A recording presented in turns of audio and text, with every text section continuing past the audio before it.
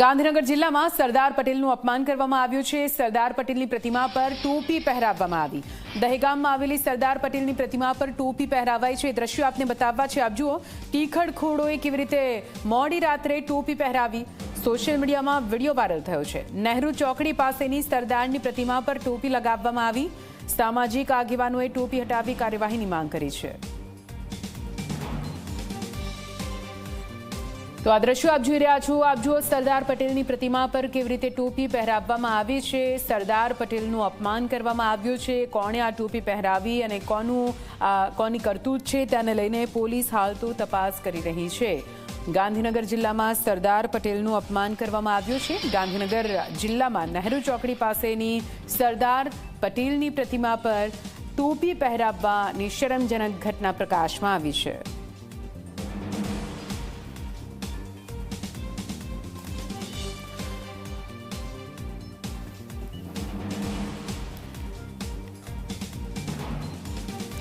વધુ વાત કરવા માટે આપણી સાથે પાટીદાર આગેવાન હિતેન્દ્ર પટેલ જોડાઈ ગયા છે। હિતેન્દ્રભાઈ, ઝી 24 કલાકમાં આપનું સ્વાગત। સરદાર પટેલ જેમની પ્રતિમા પર ટોપી પહેરાવવાનું આ શરમજનક કૃત્ય કરવામાં આવ્યું છે, સીધી રીતે અપમાન કરવામાં આવ્યું, શું કંઈ આ પૂરી ઘટના અને શું કંઈ માંગ તમારી? જો દહેગામ ખાતે લોખંડી પુરુષ રાષ્ટ્રીય એકતાના પ્રતીક સરદાર વલ્લભભાઈ પટેલ સાહેબની પ્રતિભા ઉપર કોઈ માનસિક વિકૃત અથવા અસામાજિક તત્વો દ્વારા આજે ગેરરીતિ કરવામાં આવી છે એ અત્યંત દુઃખદ છે, નિંદનીય છે। પાટીદાર આગેવાન તરીકે સખત શબ્દોમાં એની નિંદા કરું છું। સરદાર સાહેબ એ માત્ર પાટીદાર સમાજના નેતા નથી, સમગ્ર રાષ્ટ્રના નેતા છે। સમગ્ર ભારત દેશની અસ્મિતા, સ્વાભિમાન અને એકતાના પ્રતીક છે। તેમની પ્રતિમા સામે આવી હરકત કરવી એ સમગ્ર રાષ્ટ્રની લાગણીનું અપમાન છે। આ ઘટનાથી પાટીદાર સમાજમાં પણ ખૂબ રોષની લાગણી છે। મોટી સંખ્યામાં આગેવાનો ત્યાં એકત્રિત થયા હતા અને મામલતદાર સાહેબને આ અંગે જાણ કરી આવેદનપત્ર આપવાની પણ પ્રક્રિયા થઈ છે। આ કૃત્ય કરનાર દોષિતોને સખતમાં સખત સજા મળે, એમને ઓળખી લેવામાં આવે। પોલીસ તંત્ર દ્વારા આજુબાજુના સીસીટીવી કે એમના જે બાતમીદારો દ્વારા તપાસ કરી આવા તત્વોને ઓળખી અને સખત સજા કરવામાં આવી માગણી કરું છું।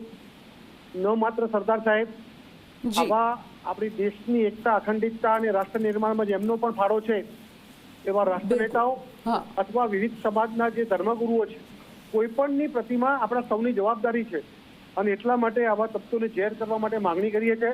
બિલકુલ। સાથે સાથે પાટીદાર સમાજને પણ વિનંતી કરું છું કે આવી કોઈ પણ પ્રકારની ઉશ્કેરાટ કે રોષની લાગણીમાં નહીં આવવું, સંયમ જાળવવો, સામાજિક સમરસતા જળવાઈ રહે એના માટે પ્રયાસ કરવો।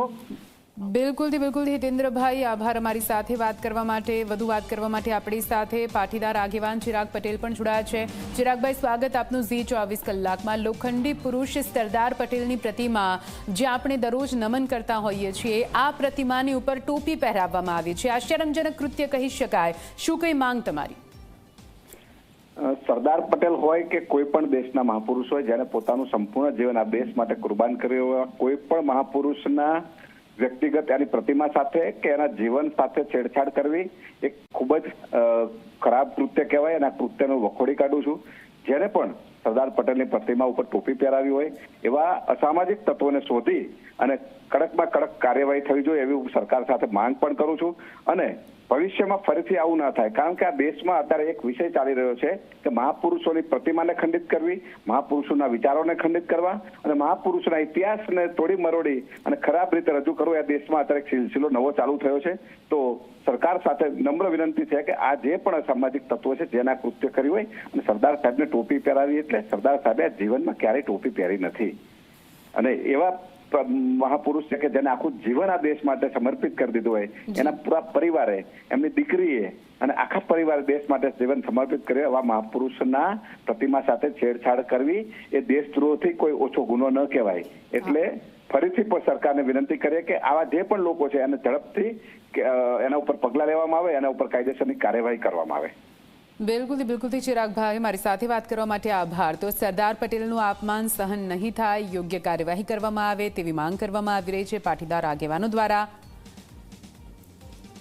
વધુ વાત કરવા માટે આપણી સાથે પાટીદાર આગેવાન વરુણ પટેલ પણ જોડાઈ ગયા છે। વરુણભાઈ, દહેગામ ખાતે સરદાર પટેલની મૂર્તિ મૂકવામાં આવી છે। આ મહાપુરુષને જોતા આપણે નમન કરતા હોઈએ છીએ જ્યારે પણ ત્યાંથી નીકળીએ, પરંતુ આજે એ દ્રશ્યો સામે આવ્યા કે તેમના પર એક ટોપી પહેરાવવામાં આવી છે, તેમની મૂર્તિ પર એક ટોપી પહેરાવવામાં આવી છે। શરમજનક ચોક્કસથી આ કૃત્ય સાંખી ના લેવાય। તમારી શું માંગ રહેશે? ભારત રત્ન સ્વર્ગીય શ્રી સરદાર પટેલ એ ગુજરાતના નહીં દેશના સર્વોચ્ચ નેતા છે, સર્વ સ્વીકૃત નેતા છે અને દેશના દરેક જ્ઞાતિ, જાતિ, ધર્મ, સંપ્રદાય, રાજકીય પાર્ટી સાથે જોડાયેલા વ્યક્તિઓ બધાનું સરદાર પટેલ માટે એક એ અનેરું અને અનોખું સન્માન છે। સરદાર પટેલ એ ભારત દેશની જનતા માટે અને વિશ્વ માટે એક પૂજનીય વ્યક્તિ છે। જ્યારે ભગવાન જોડે આવું કૃત્ય થાય એ કૃત્ય કરનાર માટે તો જેટલું શરમજનક છે એનાથી વધારે આ શરમજનક કૃત્ય સમાજ માટે છે। સરકારે આમાં તાત્કાલિક અસરથી ગંભીરતા દાખવી, ફોજદારી ફરિયાદ દાખલ કરી અને લાગતા વળગતા દરેકની ધરપકડ કરવી જોઈએ અને ભવિષ્યમાં દેશના આવા ભારત રત્ન યશસ્વી પુરુષ સન્માનને કે પ્રતિષ્ઠાને ઠેસ પહોંચે એવું પણ વર્તન ક્યાંય પણ ના થાય એની તકેદારી રાખવાની ફરજ સૌથી વધારે સમાજ કરતા પણ સરકારની વધારે છે અને પ્રજાની વધારે છે। તો આવા કૃત્યો ઉપર દંડનાત્મક અપરાધીય કાર્યવાહી કરી અને એને સજા મળે અને ભવિષ્યમાં આવી રીતે કોઈ મહાપુરુષનું માન ના ખવાય એવો એક દાખલો બેસાડવાની જરૂર છે। બિલકુલ વરુણભાઈ, મારી સાથે વાત કરવા માટે આભાર। તો આપ જુઓ, આ એક એવા મહાપુરુષ સરદાર પટેલ જેમને આપણે સન્માન આપીએ છીએ, પરંતુ અહીં તેમની મૂર્તિ પર કેવી રીતે ટોપી પહેરાવવામાં આવી છે આ દ્રશ્યો આપ જુઓ। સોશિયલ મીડિયામાં દ્રશ્યો હાલ વાયરલ થઈ રહ્યા છે।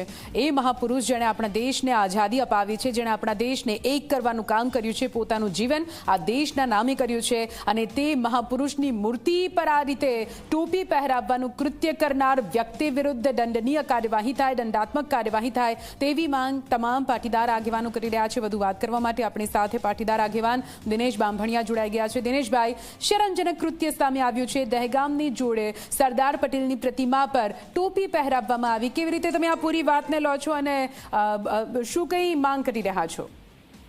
જો સમગ્ર દેશ અને વિશ્વમાં સરદાર સાહેબની 150મી જન્મ જયંતિ નિમિત્તે જ્યારે સરકાર એની ઉજવણીના ભાગરૂપે કાર્યક્રમો કરતી હોય ત્યારે આવી રીતે કોઈ હિન કૃત્ય કરવાવાળી વ્યક્તિની સામે સરકારે સુઓ મોટો ફરિયાદ દાખલ કરવી જોઈએ। અમે વ્યક્તિગત ફરિયાદ આપવાના છીએ કાલે, અને ખાસ કરીને આવા જે કંઈ આમાં લોકો સંડોવાયેલા છે એની સામે કડકમાં કડક કાર્યવાહી કરાવીશું। અને સાથે સાથે ભારતના કોઈ પણ સન્માનીય આગેવાનો હોય, મહાપુરુષો હોય, એની કોઈની સામે કોઈ પણ વ્યક્તિ ક્યારેય પણ બાબા સાહેબ આંબેડકર હોય, ગાંધીજીનું સ્ટેચ્યુ હોય કે ગમે તે પ્રતિમાઓ લગાવેલી છે, એને કોઈ પણ વ્યક્તિ આવી રીતે ન કરી શકે એના માટે સરકાર તાત્કાલિક પગલાં ભરે। બિલકુલથી આભાર અમારી સાથે વાત કરવા માટે દિનેશભાઈ। તો આપ જુઓ, તમામ પાટીદાર આગેવાનોની એક જ માંગ છે કે દંડાત્મક અને અહીં દંડનીય કાર્યવાહી કરવામાં આવે। જે પણ વ્યક્તિ દ્વારા કૃત્યને અંજામ આપવામાં આવ્યું છે તેની વિરુદ્ધ કાર્યવાહી થાય તે ખૂબ જ જરૂરી છે।